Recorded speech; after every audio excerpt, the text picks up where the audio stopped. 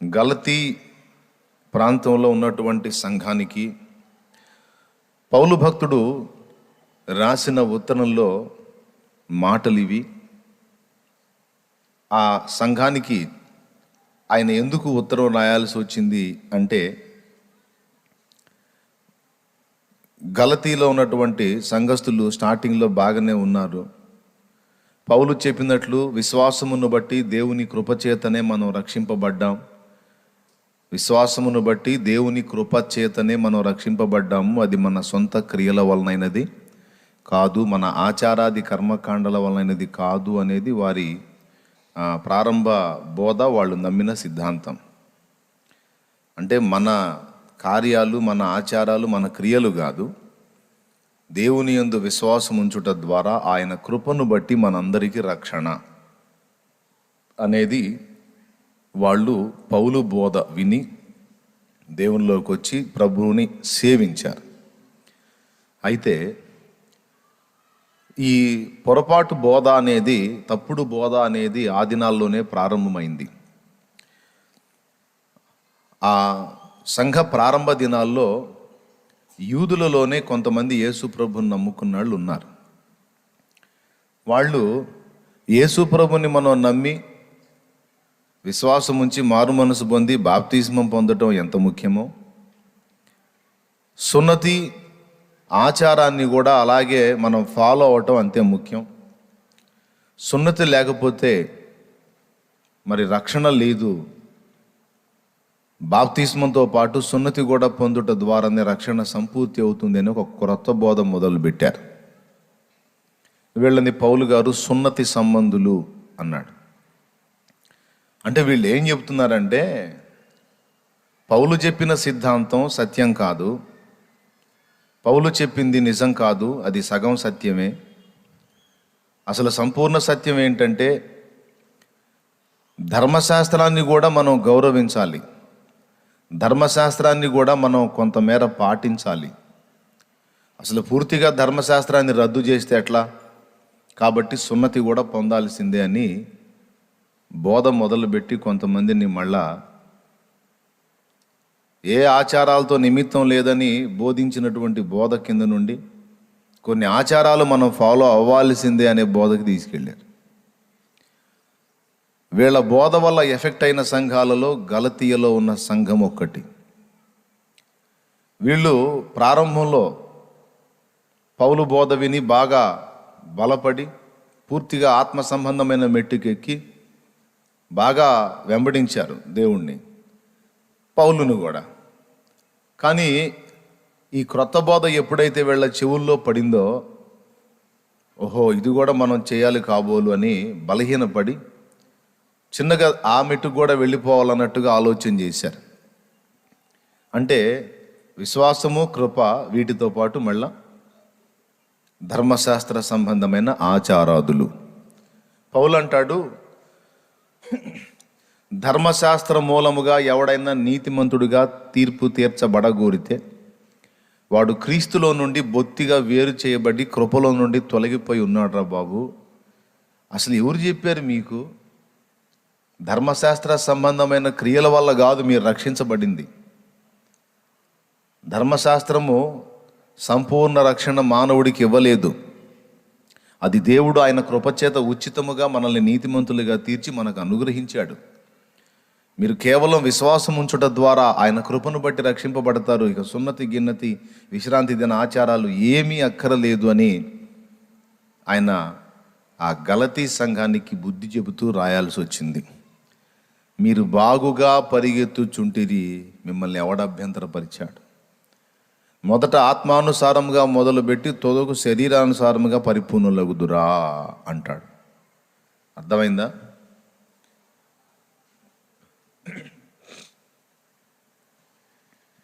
ఈ విధంగా ధర్మశాస్త్ర సంబంధమైన ఆచారాల్లోకి వెళ్ళిపోయిన వాళ్ళకు బుద్ధి చెబుతూ,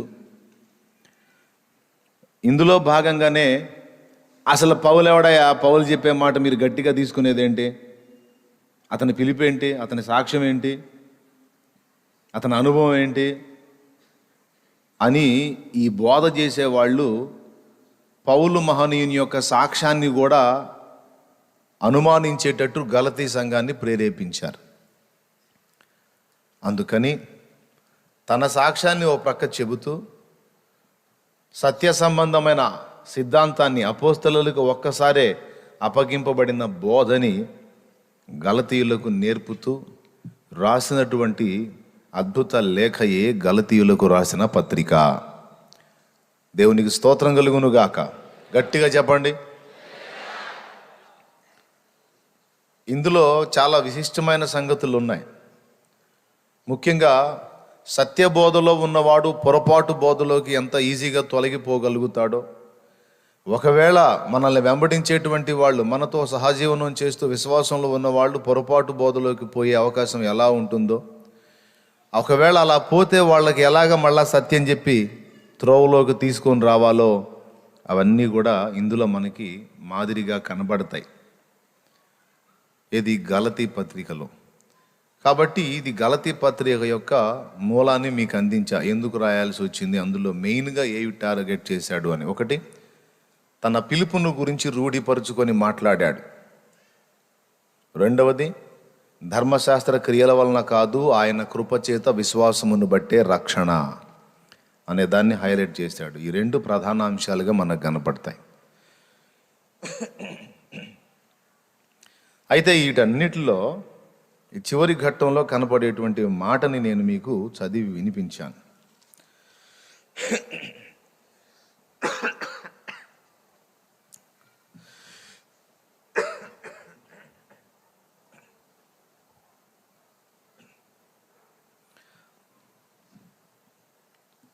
ఇందులోనే శరీర కార్యాలను గురించి, ఆత్మ ఫలమును గురించి కూడా ఆయన చాలా చక్కగా అభివర్ణించడం అనేది మనం చూస్తాం గలతీ పత్రికలోనే.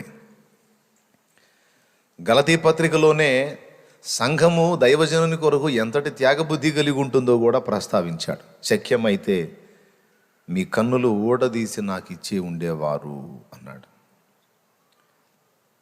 ప్రియులారా, అంతేకాదు మరికొన్ని విషయాలు కూడా అందులో స్పష్టంగా ఆయన మాట్లాడాడు. సరే, అవన్నీ ప్రక్కన పెడితే, ఒకడు సత్యంలో నుండి ప్రక్కకు తొలగిపోతే, ఒకడు ఆత్మీయంగా దిగజారిపోతే, మనం సంపాదించిన ఆత్మ బలహీనపడిపోతే, వాళ్ళ విషయంలో మనం ఎలాంటి స్పందన కలిగి ఉండాలో చెబుతూ ఈ 6వ అధ్యాయం మొదలుపెట్టాడు. సహోదరులారా, ఒకడు ఏ తప్పిదములోనైనను చిక్కుకొని ఎడలా ఆత్మ సంబంధులైన మీలో ప్రతివాడు తానును శోధింపబడుదునేమో అని తన విషయమై చూచుకొనుచు సాత్వికమైన మనసుతో అట్టి వానిని మంచి దారికి తీసుకుని రావలెను. ఒకని భారములనొకడు భరించి ఈలాగు క్రీస్తు నియమమును పూర్తిగా నెరవేర్చవలెను అన్నాడు. నెరవేర్చుడి. ఎవడైనను వట్టివాడయుండి తాను ఎన్నికైన వాడనని ఎంచుకొనేడలా తను తానే మోసపరచుకొనును. తర్వాత చెప్తున్నాడు, ప్రతి వాడు తాను చేయు పనిని పరీక్షించి చూచుకొనవలెను. అప్పుడు ఇతరులను బట్టి గాక తనను బట్టి అతనికి అతిశయము కలుగును అని ప్రస్తావించాడు. దీని గురించి చిన్న మాట వివరిస్తాను, సింపుల్గా ముగిస్తాను. మీరు రాత్రి ఆల్ నైట్లో కొంత సమయం నాతో గడిపారు. ఆల్ నైట్ అయిపోయింది, మీలో కొంతమంది ఇళ్లకు వెళ్ళాల. ఈ కూటాల కోసం కూడా మీరు అలానే కాచుకున్నారు. చాలా సంతోషం. మీ ఆసక్తిని బట్టి నాకెంతో సంతోషంగా ఉంది. దేవునికి మహిమ. ఇక్కడ 3 సంగతులు మీ దృష్టిలోకి తీసుకొస్తాను. మొట్టమొదటిది, సహోదరుల విషయంలో మనము పట్టింపు కలిగి ఉండాలి. అంటే నేను బాగున్నాను, నేను క్షేమంగా ఉన్నాను, నేను ఆత్మీయంగా ఉన్నాను, నేను పవిత్రంగా ఉన్నాను, నేను రక్షణ పొందాను, నేను సత్యంలో ఉన్నాను అని సంతృప్తి చెందక, నీ తోటి సాటి సహోదరుడు తప్పిదములో పడ్డాడా, సత్యం నుండి తొలగిపోయాడా, పాపములో పడి బలహీనుడయ్యాడా, ఆత్మీయంగా దిగజారాడా, లేకపోతే లైన్లోనే ఉన్నాడా అనే విషయాన్ని కూడా నీవు పర్యవేక్షించాల్సిన ఆవశ్యకత ఎంతైనా ఉంది. అది నీ బాధ్యత, అది క్రీస్తు నియమం అని చెప్పాడు. అంటే దాని అర్థం ఏంటంటే, మనమందరము సంఘము. సంఘము అంటే ఒక అతిపెద్ద కుటుంబం. మన కుటుంబంలో ఉన్న వాళ్ళల్లో ఎవడైనా దారి తప్పి తిరుగుతున్నాడు అనుకో, అంటే తప్పుడు త్రోవలోకి వెళుతున్నాడు అనుకో, వాని విషయంలో మనం చింతగలుగుతాం, బాధపడతాం, వాని హెచ్చరిస్తాం, బుద్ధి చెబుతాం, త్రోవలోకి తీసుకొని రావటానికి మన వంతు ప్రయత్నం మనం చేస్తామా లేదా? చేస్తాం. ఆడెట్టబోతే నాకెందుకు అని బయట వాడిని గురించి అనుకుంటాం, కానీ మన సొంత ఫ్యామిలీ విషయంలో మాత్రం అలా అనుకోం. మన కుటుంబ సభ్యులలో ఎవడైనా ఆహారము లేమితో బాధపడుతుంటే వానికి సహాయం చేయటానికి ఆశ కలిగి ఉంటాం, అవునా? రెండవది వచ్చేసి, వాడు ఏదన్నా పాపంలో పడితే, తేడా పడితే వాడిని ఎట్లనన్నా దారిలోకి తీసుకొని రావడానికి ప్రయత్నిస్తాం. వాడు ఒకవేళ రోగి అయి ఉంటే వాడిని బాగు చేయడానికి, వాడికి రోగానికి వైద్యం చేయించడానికి మనం బాధ్యతగా వ్యవహరిస్తాం, అవునా? వాడు ఏదన్నా చెప్పుడు మాటలు విని పిచ్చి పిచ్చి క్రియల్లోకి వెళ్ళిపోతే తప్పురా, వాళ్ళ మాటలు వీళ్ళ మాటలు వినవాకురా, మంచి పద్ధతి కాదని వాడిని దారిలోకి తీసుకొని రావటానికి ప్రయత్నం చేస్తాం. మన సొంత కుటుంబ సభ్యుల విషయంలో మన స్పందన ఎలా ఉంటుంది, కానీ సొంత కుటుంబం కంటే కూడా ఎక్కువ విలువైనది ఆత్మీయ కుటుంబం. సొంత కుటుంబానికి కూడా లేనంత బంధుత్వం, ఆత్మీయ అనుబంధం ఆత్మీయుల కంటే సంఘ సంబంధమైన మనకుంటుంది. కాబట్టి ప్రతి సంఘములో, సార్వత్రిక సంఘం, ఇక్కడ చిలకలూరిపేటలో ఉన్న సంఘమే కాదు, తండ్రి సన్నిధి మినిస్ట్రీస్ ద్వారా ఎన్ని స్థలాల్లో పరిచర్య జరుగుతుందో అన్ని స్థలాల్లో ఉన్న సంఘాలకు దైవకృప వల్ల లాక్డౌన్ అయిపోయిన దగ్గర నుండి ఇప్పటిదాకా మన పరిచర్యలు అన్నిటా కూడా ఉన్న బిడ్డలందరూ సంఘాల్లో గ్యాదర్ అయ్యి ఆరాధన చేయటం అనేది అప్పటి నుంచి ఇప్పటిదాకా ఆగకుండా కంటిన్యూ అవుతానే ఉంది. ఈ సంఘాల్లో ఉన్నటువంటి బిడ్డలు ఈ తండ్రి సన్నిధి మినిస్ట్రీస్ ఒకటే కాకుండా ఎన్ని రకాల పరిచర్యలు ఉన్నాయో భూమి మీద, ఎన్ని దేశాలలో ఉన్నాయో, ఎన్ని రాష్ట్రాల్లో ఉన్నాయో, ఎన్ని జిల్లాల్లో, పట్టణాల్లో, ప్రాంతాల్లో, గ్రామాల్లో, మారుమూల స్థలాల్లో, అడవులు ఎక్కడెక్కడ ఉన్నాయో ఆ సంఘాలన్నీ సత్య సంబంధమైన ప్రతి సంఘము క్రీస్తు శరీరములో ఒక అంగము లేక అవయవము. ఈ సంఘాలన్నీ కలిపి మన అతిపెద్ద కుటుంబం. దేవునికి స్తోత్రం కలుగును కాక. హల్లెలూయా, గట్టిగా చెప్దామా? అర్థమైందా? ఈ సంఘాలన్నిట కూడా మన బంధుత్వం ఉందన్నమాట. క్రీస్తు యేసును బట్టి వీళ్ళందరూ మన బంధువులు, మన సంబంధులు. ఒకవేళ భూమి మీద ఒకటికొకటికి సంబంధం లేనట్టున్నా రేపు పరలోకంలోకి వెళ్ళిన తర్వాత, నిత్య జీవంలోకి ప్రవేశించిన తర్వాత తప్పనిసరిగా మనం ఒకరినొకరు కలుసుకోవాల్సిందే. నిత్యత్వం అంతా, అంటే అంతము లేని కాలం అంతా కూడా ఇక ఆయనతోనే, వాళ్ళందరితోనే. కాబట్టి ఇది అక్షయ అనుబంధం. ఇది క్షయమైపోయే అనుబంధం కాదు, అక్షయానుబంధం. గనుక ఒకరి బాధ్యత ఒకరు భరించడానికి మనకి ఇక్కడ ఒక బాధ్యత అప్పగించబడింది. ఒకడి భారం ఒకడు భరించడానికి. అసలు ప్రారంభ సంఘం అయితే, ప్రారంభ సంఘం వేరు, ఇప్పుడు సంఘం వేరు. కొండ మీద నేను నీకు చూపించిన ఆ మాదిరి చొప్పున నీవు ప్రత్యక్ష గుడారమును నిర్మింపవలెను అని మోషేకి దేవుడు సెలవిచ్చాడు. ప్రత్యక్ష గుడారం ఎలా కట్టాలో మోషేకి దేవుడు నేర్పించాడు. ఒకసారి స్తోత్రం చెప్పండి, గట్టిగా చెప్పండి. అబ్బే, నేను తృప్తికరంగా లేదే, కాస్త గట్టిగా చెప్పండి ఇంకొంచెం. అది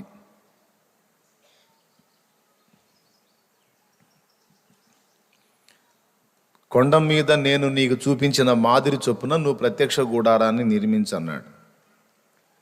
దేవుడు ఎలా సెలవిచ్చాడో అలాగే చక్కగా నిర్మించి చూపించాడు మోషే. ఇప్పుడు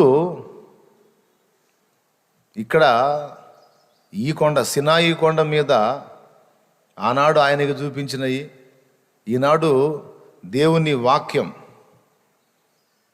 పరిశుద్ధ గ్రంథం మన చేతికి ఇచ్చి, దేవుని వాక్యం ఇచ్చి, ఈ వాక్యములో నేను చెప్పిన నమూనా ప్రకారము నా సంఘం ఉండాలి అని దేవుడు ఆజ్ఞాపిస్తే ఈ కొలతలు ప్రారంభ సంఘంలో మనకు కనబడతాయి. ప్రారంభ సంఘంలో ఒకరి బాధ్యత ఒకరు చక్కగా భరించారు. ఇంకా ఏమేం చేశారో మనకు అపోస్తలుల కార్యము 2వ అధ్యాయం నుండి చదివితే మస్తు కనపడతాయి. అవన్నీ వివరించి చెప్పడానికి ఇప్పుడు సమయము చాలనందున సింపుల్గా చెప్పేస్తున్నా. ఆనాటి సంఘంలో దైవిక ప్రేమ వర్ధిల్లింది. ఆనాటి సంఘంలో సంఘము అంటే ఒక ఫ్యామిలీ, ఒక కుటుంబం అన్నది అక్షరాల కనబడింది. ఒకవేళ ఎవరైనా ద్రోహపూర్వకంగా క్రియలు చేస్తే వాళ్ళు ఆన్ ది స్పాట్ దేవుని పనిష్మెంట్ పొందారు.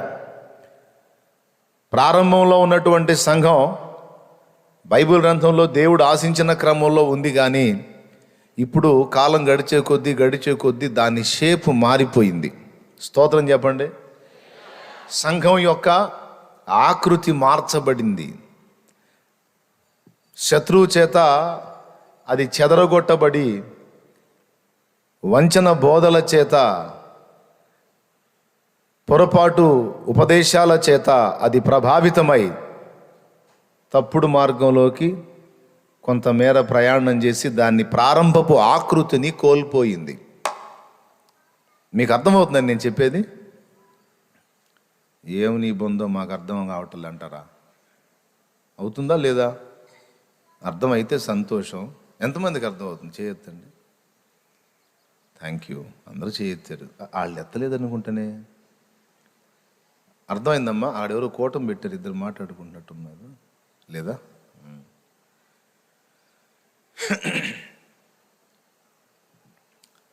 జాగ్రత్తగా వినండి. దేవుని సన్నిధికి వచ్చి కూర్చోవటం కాదు, దేవుని మాట వినాలి. విన్నదాని గురించి ఆలోచించాలి. తెలియకపోతే, అర్థం కాకపోతే అవసరమైతే కూటమైనాకైనా సరే అడిగి ప్రశ్నించి తెలుసుకోవాలి. తెలుసుకుని గ్రహింపులో పెట్టుకుంటేనే ఎదుటి వాళ్ళకి చెప్పగలుగుతారు. లేకపోతే సంవత్సరాలు చర్చికి వచ్చినా, 10 సంవత్సరాలు బడికి వెళ్ళినా పలక తీసుకొని ఆలు దిద్దిన రకాలుగా తయారవుతారు. సంవత్సరాలు చర్చికి వెళ్తుంటారు కానీ ఏమీ తెలియదు. పక్కనాడికి సువార్త చెప్పడం తెలియదు. ఒకడు తప్పుడు బోధలోకి వెళితే వాడిని సత్యంలోకి తేవటం తెలియదు. ఆత్మీయంగా ఒకడు దిగజారిపోతే వాడిని ప్రోత్సహించడం తెలియదు. ఏమీ తెలియవు. ఏదో చర్చికి పోతే మంచిది, పోయాను, కాసేపు కూర్చున్నాను, అంత సందా చేశాను, కాసేపు వాక్యం విన్నాను, వచ్చాను. ఏం చెప్పాడో కానీ బ్రహ్మాండంగా చెప్పాడు, భలే చెప్పాడు, బాగా చెప్పాడు. అసలు చాలామన్నా బాగా చెబుతాడు. ఏం చెప్పాడంటే అది అప్పుడు కొంచెం వేరే ఆలోచనలో నేను సరిగ్గా వినలేదే, కానీ మొత్తానికి బాగానే చెప్పాడు. జనం కూడా బాగా విన్నారు. ఏమినలా ఈయనలా చెప్పడం మాత్రం ఏం బ్రహ్మాండం చెబుతాడు. అది బుద్ధిహీనత. రోషం ఉండాలి, పౌరుషం ఉండాలి, తెలుసుకోవాలి, తెలియని వాళ్ళకి తెలియజేయాలి. ఏ పొద్దు ఎదుగు బొదుగు లేని కింది స్థితిలో నేను ఉండకూడదు. నేను ఎదగాలి అనే ఆకాంక్ష ఉండాలి, పట్టుదల ఉండాలి. అట్లాంటి వాళ్ళే నాకు కావాలి. అర్థమైందా? ఆచారం కోసం వెళ్తే మంచిది, టైంపాస్ అవుతుంది, లేకపోతే వెళ్ళకపోతే మళ్ళా దేవుడు ఏమన్నా చేస్తాడు అనే బలవంత భక్తులు నాకు ఇష్టం ఉండదు. వాళ్ళ వల్ల ఏ ప్రయోజనం ఉండదో. అది కాదు. విషయం తెలుసుకోవాలి, ఆత్మీయంగా ఎదగాలి, 10 మందికి ప్రకటించే స్థాయికి ఎక్కాలి నేను అనే రోషం, పట్టుదల, కసి ఉండాలి. నువ్వు స్త్రీవి కావచ్చు, పురుషుడివి కావచ్చు. ఆ ఆలోచన ఉంటేనే, ఆ పట్టుదల ఉంటేనే నా మాటల విషయంలో నీకు ఆ విలువ అర్థమైంది. భయం ఉంటుంది గుండెల్లో. నేను ఏమాత్రం దృష్టి మళ్లించానంటే విలువైన మాట పోతుంది అనే భయం ఉంటుంది. అలా భయపడి జాగ్రత్తగా వాక్యం విన్నోళ్లే అనతి కాలంలో ఎదుటి వాళ్ళకు బోధించే వాళ్ళు కాగలుగుతారు. కాబట్టి జాగ్రత్తగా వినాలి నేను చెప్పేటప్పుడు. లేకపోతే నేనే పరువు తీస్తా. నా సంగతి మీకు తెలీదు. నేనే పరువు తీస్తా. ఎన్ని సంవత్సరాలు అయింది నువ్వు దేవుని వెంబడించడం మొదలుపెట్టి అని అడుగుతా. అన్నయ్య ఇప్పుడు కాదన్నయ్య, మొత్తం దగ్గర దగ్గర 7-8 ఏళ్ళు అయింది అన్నయ్య. ఆహా. ఒక చిన్న బిడ్డని ముందు పిలిచి వాడిని ఒక పక్కన నిలబెట్టి నిన్ను అడగాల్సిన కొన్ని ప్రశ్నలు అడుగుతా. అడిగితే అది అంటే అన్నయ్య నాకు చదువు లేదన్నయ్య అని నువ్వు చెబుతావు అనుకో, చదువు లేని ఇంకొక వ్యక్తిని తీసుకొచ్చి ఈ పక్క నిలబెట్టుకుంటా. చదువు ఉందనుకో, చదువుకున్నవాడే పిల్లవాడిని తీసుకొచ్చి నిలబెడతా. ఇద్దరిని ఈ పక్క ఆ పక్క నిలబెట్టుకొని ఇక నిన్ను ప్రశ్నలు అడుగుతా. ఇక నువ్వు చదువు లేదని చెప్పావు అనుకో, చదువు లేని మరో వ్యక్తి నా పక్కన ఉందిగా, అదే ప్రశ్న ఆ వ్యక్తిని అడిగి అక్కడి నుంచి జవాబు నీకు చెప్పిస్తా. సిగ్గుపోతుంది, గాలి తుస్సుమని పోతుంది. చేస్తా, నా సంగతి తెలియదు. నాకు ఏదో ఆర్డినరీ భక్తులు వద్దు. రోషం, పట్టుదల, దేవుని కొరకు బతకాలనే ఛాలెంజింగ్ మైండ్ ఉన్నోళ్ళు కావాలి. ఏదో లెక్క కోసం, జనాభా లెక్క కోసం వచ్చి కూర్చునే వాళ్ళు కాదు. భక్తులు కావాలి, పట్టుదల కలిగిన వాళ్ళు కావాలి, వాక్యాసక్తి కలిగిన వాళ్ళు కావాలి. పిల్లవాడిని ఎందుకు నిలబెడతాను తెలుసా? నిన్ను అడిగిన ప్రశ్నలు నువ్వు చెప్పలేకపోతే వాడి చేత చెప్పించి నీ గాలి తీస్తా. చెప్పే మాటలు జాగ్రత్తగా వినాలి. కొంతమంది ఉన్నారు, చదువు లేదు, అయినా దేవుని వాక్యాన్ని పట్టుదలగా విని గ్రహించుకొని ఎంతోమంది ఆత్మల్ని రక్షించారు క్రీస్తు కొరకు. సంవత్సరాలు దేవుని సన్నిధికి వెళుతూ కూడా కనీసం పట్టుమని 10 ఆత్మలు సంపాదించిన వ్యక్తులు ఉన్నారు. మళ్ళీ ఎప్పుడైనా నువ్వు రక్షించబడింది? ఇప్పుడేడా? అసలు నేను రక్షించబడి చాలా కాలమైంది, కాబట్టి ఒక్కడిని కూడా రక్షించలేదు. కానీ ఎందుకు రక్షిస్తావు? దేవుని మాటల జీవం నీలో ఉంటే కదూ వెలిగించబడి అనేకుల్ని వెలిగించేది. ఆ ఆకలి, ఆ కసి, ఆ పట్టుదల, ఆ భారం ఉంటే జరుగుతుంది ఇదంతా. ఓకేనా? ఇది ఎంతమందికి అర్థమైంది? ఇది కూడా అర్థం కాకపోతే ఇప్పుడే పిల్లల చేత నిలబెట్టి చెప్పిస్తే అందరికి పోయిద్ది పరు. స్తోత్రం చెప్పండి గట్టిగా, చెప్పండి గట్టిగా. నాకు గుంపు లేక కాదు, క్వాంటిటీ కాదు, ఉన్నంత వరకు క్వాలిటీ ఎంత ఉందో నాకు కావాలని. లైవ్లో ఉన్న వాళ్ళైనా ఎక్కడున్న వాళ్ళైనా ఎవరైనా సరే, కొన్ని సంవత్సరాలు దేవుణ్ణి వెంబడించిన తర్వాత నీ నుండి దేవుడు ఆశించిన ఫలం కనబడకపోతే నువ్వు ఒక వ్యర్థ పాత్రవి. రక్షణ పొందావు కాబట్టి పరలోకం వస్తావు, కానీ పరలోకంలో కూడా ఒక మంచి స్థానాన్ని నువ్వు పొందలేవు ఎప్పటికీ. పరలోకంలో కూడా కేటగిరీస్ ఉంటాయి. అత్యధిక మహిమ ఉంది, తక్కువ మహిమ ఉంది. నరకానికి పోవులే కానీ రక్షణ పొందావుగా, ఏదో కాస్త కూస్తో వెంబడిస్తున్నావుగా, ప్రభువునందు విశ్వాసం వదిలిపెట్టలేదుగా, పరలోకం వస్తావు. కాకపోతే నిత్యత్వం అంతా కూడా ఉన్నత స్థితిలో ఉండవు. ఉన్నత స్థితిలో ఉన్న వాళ్ళకి ఉపచారం చేసే పరిచారక స్థితిలోకి వెళ్ళిపోయే అవకాశం ఉంటుంది. అందుకే మైండ్ దగ్గర పెట్టుకొని రోషం కలిగి భక్తి చేయండి, దేవుని వాక్యాన్ని ప్రాణంగా వినండి. నాకేమి ఇంక వేరే ఏం లేక కాదు, వచ్చి లాక్కొని చెబుతుంది. ఆ ఫోను సైలెంట్ మోడ్లో పెట్టుకోండి, వాయిస్ రికార్డ్ దేవుని వాక్యం రికార్డ్ చేసుకోవాలనుకుంటే అట్లా చేసుకోండి, లేకపోతే అసలు స్విచ్ ఆఫ్ చేయండి. ఎందుకంటే నెట్లో ఇది ఉంటుంది కదా. కాబట్టి జాగ్రత్తగా వినాలి. ఏ ఒక్కరూ పరధ్యానంగా కనపడ్డా నాకు మా చిరాకు. అందుకే చెప్తున్నా, కలిసి అందరూ ఒకసారి స్తోత్రం చెప్పండి, గట్టిగా చెప్పండి.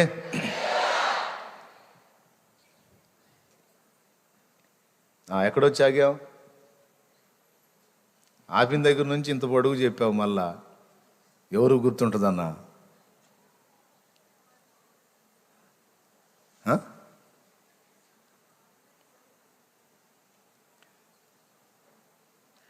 ఆనాటి ఆకృతి ఈనాడు సంఘము కలిగి లేదు, కోల్పోయింది. అయ్యయ్యో, మరి ఎట్లాగన్నా అంటే ఏం టెన్షన్ పడాల్సిన అవసరం లేదు. ఒక దినం రాబోతుంది, ఆ దినాన దేవుడు మళ్ళా జోక్యం చేసుకుంటాడు సీరియస్గా. అప్పుడేం జరుగుతుందో తెలుసా?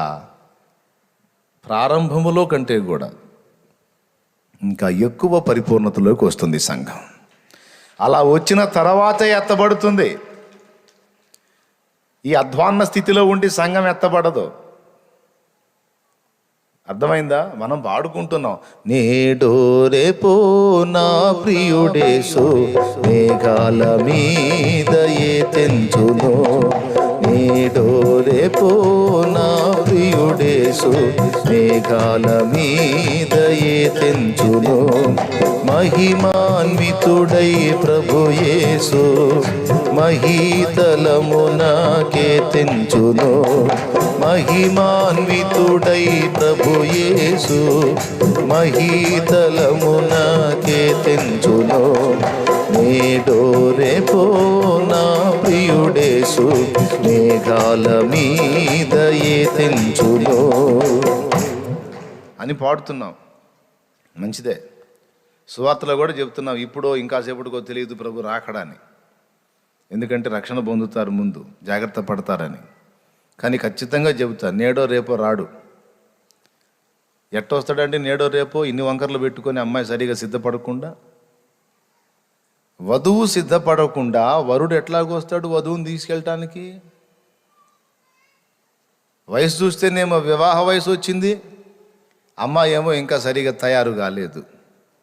అష్టావక్రుడు అన్నట్టు అష్టావక్రురాలు అయిపోయి అన్ని వంకర్లు కలిగి ఉంది.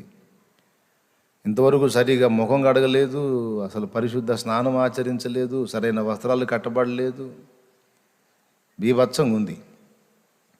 వచ్చి ఏమైనా తీసుకొని పోవాలా. అన్ని వంకర్లు కలిగి అసలు ఏ పద్ధతి పాడు లేకుండా దరిద్రంగా ఉన్న స్థితిలో ఉన్న ఏమైనా తీసుకొని పోవటానికి వెంటనే వచ్చేస్తాడు. రాడు రాడు రాడు అన్నిటికీ కుదురుబాటు కాలములు వచ్చునని మొదట మనము గ్రహించవలెను, అంతవరకు యేసు పరలోకవాసి అయి ఉండుట ఆవశ్యకము అన్నాడు. అన్నిటికీ కుదురుబాటు కాలాలు రావాలి. ఆయన అనుకున్న ప్రకారం సంఘము ప్రారంభపు అపోస్తలిక సంఘము ఎలాగైతే ఉందో దానికంటే కూడా పరిపూర్ణత చెందిన అనుభవంలోకి వచ్చిన నాడు యేసు వచ్చి తీసుకొని పోతాడు. ఇప్పుడు దానికి దీనికి ఎంత వ్యత్యాసం ఉందో ప్రారంభ సంఘంలో వినండి. ప్రారంభ సంఘంలో ఒక ఫ్యామిలీ లాగా వాళ్ళంతా కూడా నడిపించబడ్డారు. తమకు కలిగిన చర స్థిరాస్తులను అమ్మి అపోస్తుల పాదముల యొద్ద పెట్టారు. తమకు కలిగినది ఏది కూడా తమదని ఎవడును అనుకోలేదు అన్నాడు. అర్థమైందా? వాళ్ళు తమకు కలిగింది సమష్టిగా ఉంచుకున్నారు. అపోస్తుల పాదాల దగ్గర పెడితే, ఇప్పుడు బీదవాడి దగ్గర 10 లక్షలు ఉందనుకో, ధనవంతుడి దగ్గర 10 లక్షలు ఉందనుకో, బీదవాడి దగ్గర 10 వందలే ఉందనుకో, 10 లక్షలు ఉన్నోడిదే చేశాడు, 10 వందలు ఉన్నోడిదే చేశాడు. అసలు ఏమీ లేనోడు వచ్చి ఒట్టిగా నిలబడ్డాడు. ఉన్నవాడు తెచ్చేశాడు, ఇంకా కొంచెం తక్కువ ఉన్నవాడు వాడి దగ్గర ఉన్నది తెచ్చేశాడు. అసలు ఏమి లేనివాడు వట్టి చేతులతో నిలబడ్డాడు. వాళ్ళు ఏం చేశారో తెలుసా? ఉన్నదంతా మొత్తం కలిపేసి ఏం చేశారో తెలుసా?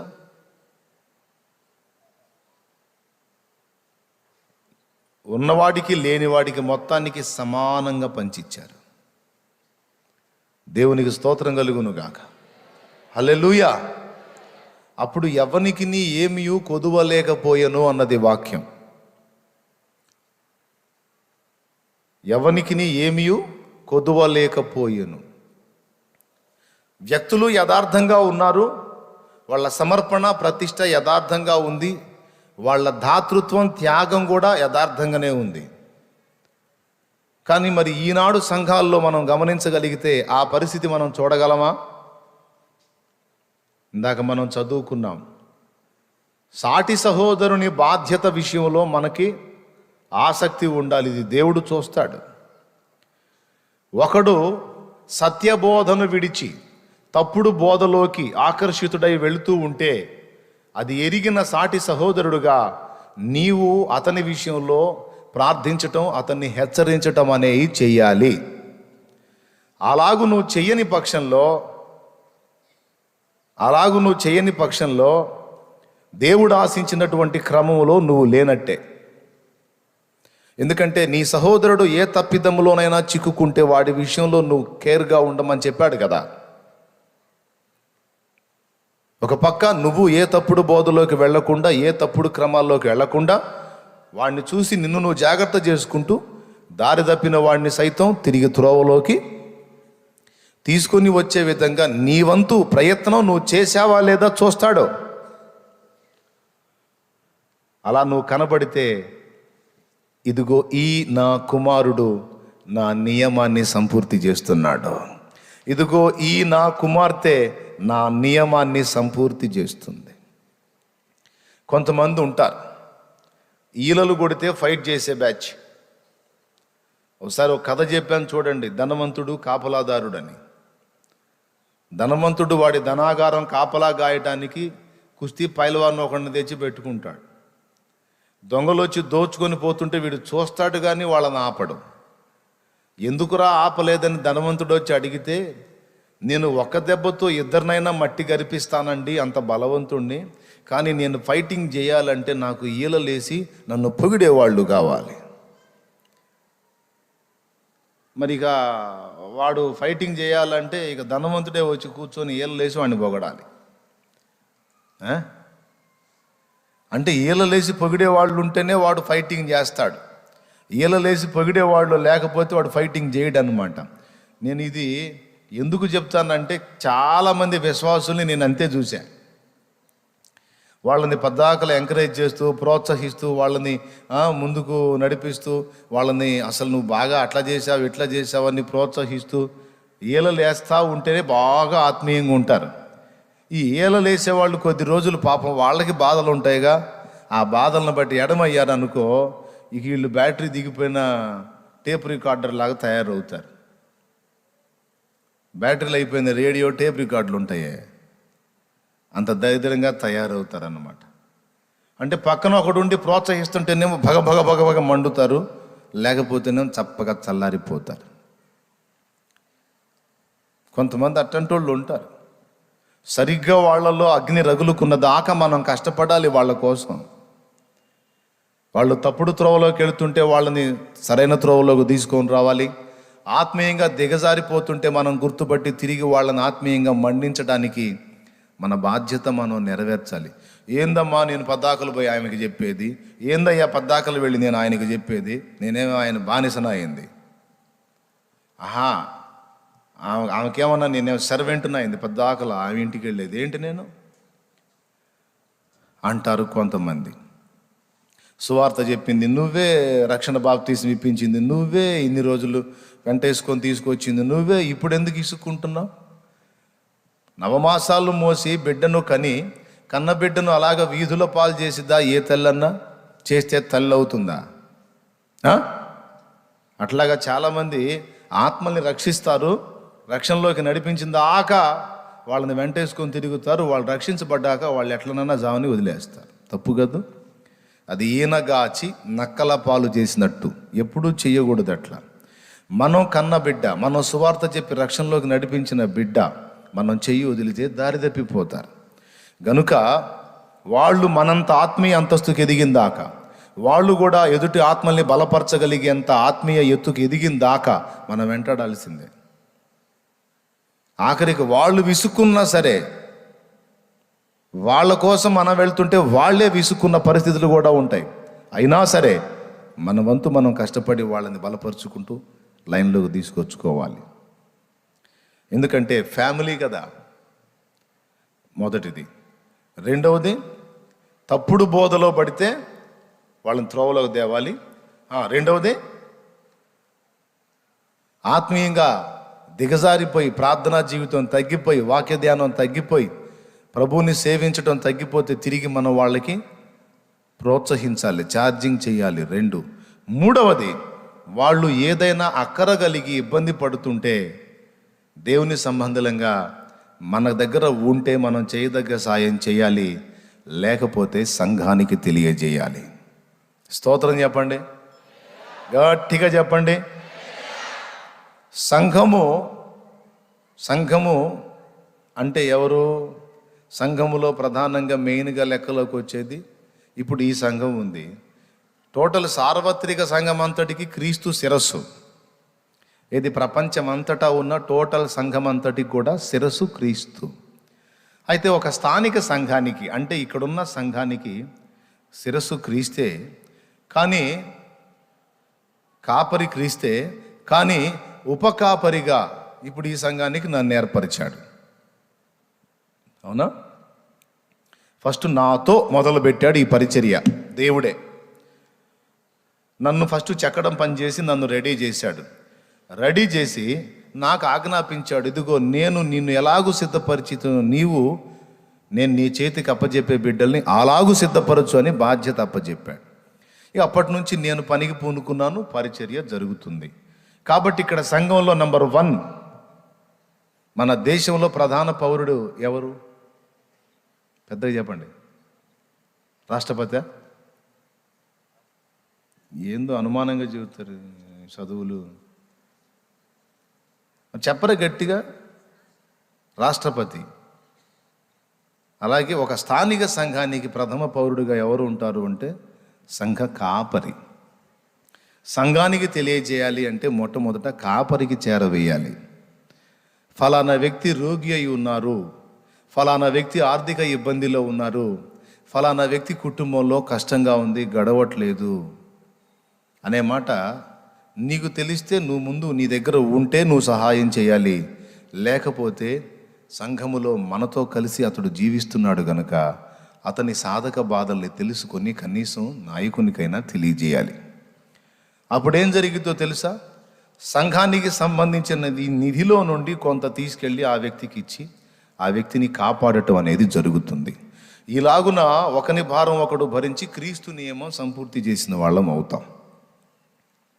అర్థమైందా? సాటి సహోదరులు ఆకలి కొని ఉంటే పట్టించుకోకపోవటం యుక్తము కాదు. ఇప్పుడు కరోనా వైరస్ వచ్చిన టైంలో చాలామంది విశ్వాసులు తమ సాటి విశ్వాసుల గురించి పట్టించుకోలేదు. అమ్మో నాకెక్కడ వచ్చిద్దో ఆ మాయదారి జబ్బు, ఎందుకు వచ్చిన గొడవ అని పట్టించుకోలేదు. కానీ నేను అలాగా ఉండలేదు. నాకు తెలిసినంత వరకు నేను ఆ వ్యాధికి గురి కాకుండాన్నట్లు నేను తీసుకునే జాగ్రత్త తీసుకుంటూనే, మరోపక్క వ్యాధి బారిన పడ్డ సహోదరులను ధైర్యపరిచి ప్రోత్సహించి దేవుని కృపను బట్టి కొంతమందిని కాపాడుకోగలిగాను. అర్థమైందా? ఈనాటి సంఘ షేపులు ఎలా తయారైనాయి అంటే, సాటి సహోదరుడు తప్పిదంలో పడితే అయ్యో దేవునికి అవమానం వచ్చింది, మనకు కూడా అవమానం వచ్చింది, ముందు వాడిని కాపాడుకుందాం అని వాని కోసం ఆలోచన చేయకుండా సహోదరులే తప్పిదంలో పడ్డ సహోదరుని బజారుకి ఈడ్చేటువంటి పరిస్థితి వచ్చింది. ఇదేంది మీరు అతన్ని బజారుకి ఈడుస్తున్నారు ఎందుకు అంటే, మనం ఎంత యథార్థవంతులమో అన్యులు తెలుసుకోవటానికని ఒక మాట చెప్తున్నారు. వాళ్ళలో ఎవడైనా తప్పు చేస్తే వాళ్ళు కూడా ఊరుకోరు, వాళ్ళే ముందు బజారుకి వేస్తారు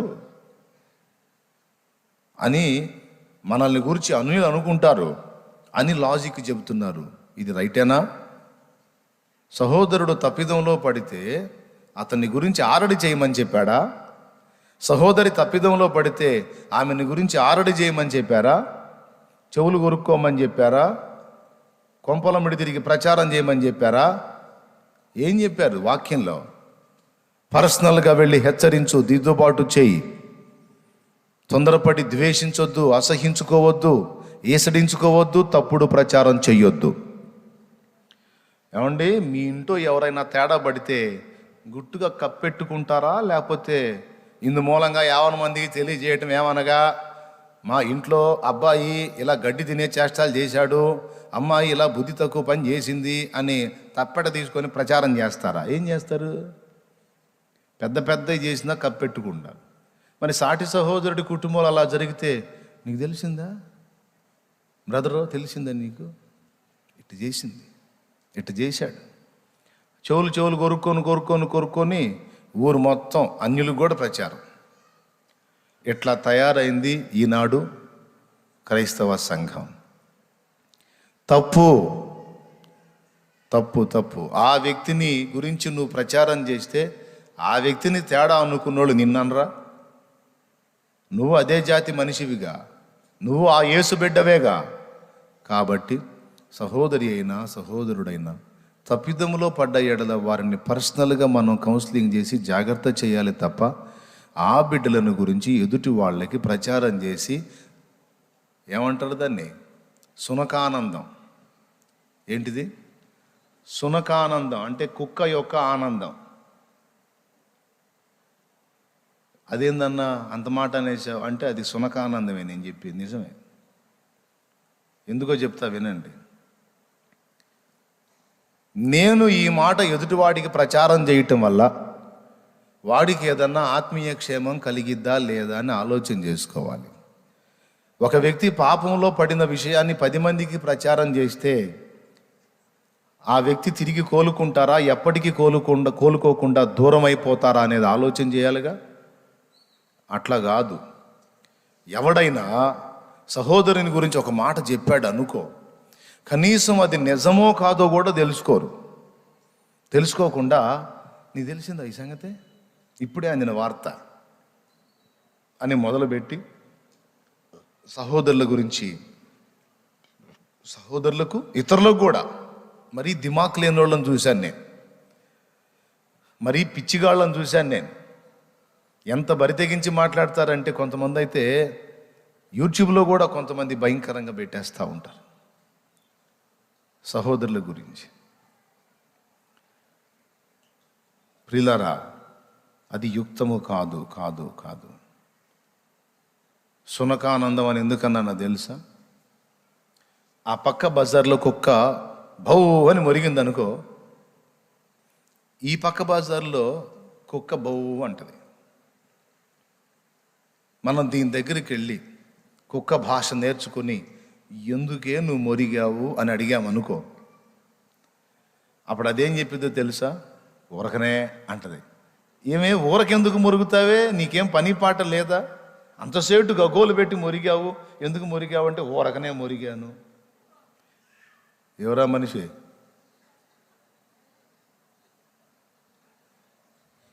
ఊరకనే మొరిగాను. ఊరకెందుకు మొరుగుతావు? ఏం లేదు బ్రదరు, ఆ పక్క బజార్లో నా జాతిది మొరిగింది. అది ఎందుకు మొరిగిందో, అందులో వాస్తవం ఎంతో నాకు అనవసరం. అది మొరిగింది కాబట్టి నేను కూడా మొరుగుతా. ఎందుకంటే ఇది జాతి లక్షణం, సునకానందం. అర్థమైందా? సునకము అంటే కుక్క. అట్లా పిచ్చి ఆనందం చేయకూడదు ఎప్పుడు. నేను చెప్తున్నా, పరుని గుట్టు బయట పెట్టుకుము అన్నాడు వాక్యంలో. మంచో చెడో వాడేదో తేడా పడ్డాడు, దాని గురించి 10 మందికి ప్రచారం చేయటం వల్ల వాళ్ళకేమన్నా పుణ్యం వచ్చిద్దా, నీకేమన్నా పుణ్యం వచ్చిద్దా, విన్నవాళ్ళు ఏమైనా ఆత్మీయ మేలు పొందుతారా? కానీ ఇట్లాగా ఇతరుల గురించి చెప్పుకోవటం కొంతమందికి ఎంత ఆనందం అంటే, అవసరమైతే ఆ రోజు ఫాస్టింగ్ కూడా ఉంటారు వండుకోకుండా, ఈ సునకానందం కోసం. ఎంతమందికి అర్థమైందో చేతులు ఎత్తండి కొద్దిగా. నాకు అర్థమైందన్న, బాగా అర్థమైందన్న. ఇది అపోస్తలిక క్రమం కాదు. ఏం చెప్పాడు? సంఘములో ఒకడు తప్పిదం చేస్తే రహస్యముగా వెళ్ళి గద్దించు, బుద్ధి చెప్పమన్నాడు. అయినా లక్ష్య పెట్టకపోతే 2-3 సహోదరులను వెంటబెట్టుకుని గద్దించమన్నాడు. అయినా లెక్క చేయకపోతే సంఘం అంతటి ఎదుట గద్దించమన్నాడు. అయినా లెక్క చేయకపోతే వాడిని వెలివేయమన్నాడు. పట్టించుకోద్ది, వాడిని వదిలేసేవాడు దిద్దుకోలేదు కనుక. దేవునికి స్తోత్రం చెప్పండి. సాటి సహోదరుడి విషయంలో ఎలాంటి బాధ్యత కలిగి ఉండాలో ఇక్కడ నేర్పుతున్నాడు. వరుసగా చెప్పుకున్నాం, 3 సంగతులు చెప్పుకున్నాం. మొట్టమొదటిది ఏంటి? తప్పుడు బోధలోకి వెళితే అతన్ని సత్యంలోకి తీసుకొని రావాలి. రెండవది, ఆత్మీయంగా చల్లారిపోతే అతన్ని తిరిగి మన్నించడానికి మన వంతు ప్రయత్నం మనం చేయాలి. 2, మూడవది, అతడు ఏదైనా అక్కరగలిగి శ్రమ పడుతుంటే, రోగి అయి ఉంటే, ఆర్థిక సమస్యతో ఉంటే, ఆహారానికి లేక పిల్లలతో పస్తులతో ఉంటే ఖచ్చితంగా మనం తోడ్పాటు అందించాలి.